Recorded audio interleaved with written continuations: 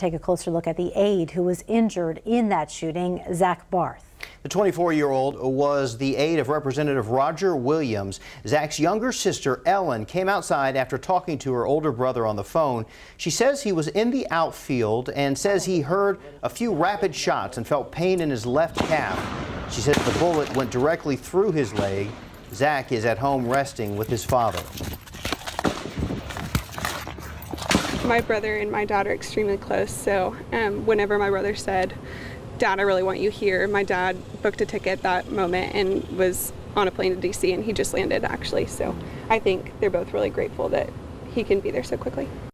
Tom Barth posted a statement on Facebook thanking police and saying, "We are blessed to be a part of a wonderful community both in Houston and DC." We also spoke with Barth's former government professor at UT. Barth graduated in the spring of 2015, but before getting his diploma, he took a trip to DC with his government class. KVUE's Rebecca Trejo was at UT today and spoke with the professor who met with Barth just last month. Every year, UT professor Sean Theriault takes his government students to our nation's capital, giving them a behind-the-scenes look at national politics. Back in May of 2015, 24-year-old Zack Barth was part of the trip. And so having Zack on the trip was great because he's very interested in politics. And he was a Republican, and as you can imagine, most of the students at UT are more liberal. And so it was great having someone that had not only a different opinion, but had a well-formed and educated opinion. Theriault says he first met Barth in his 2014 U.S. Congress class. He was engaged, he asked interesting questions, and it was precisely for his performance in that class that I asked to become part of the research team. One of Theriault's favorite memories is when Barth gave him a book on Newt Gingrich, signed by Gingrich himself. Right, I was blown away because, of course, I didn't know anything about the story until he hands me a book. And he's like, "Here, I picked this up for you." And so I look at it and I was like, "Why would you give me Gingrich's book?"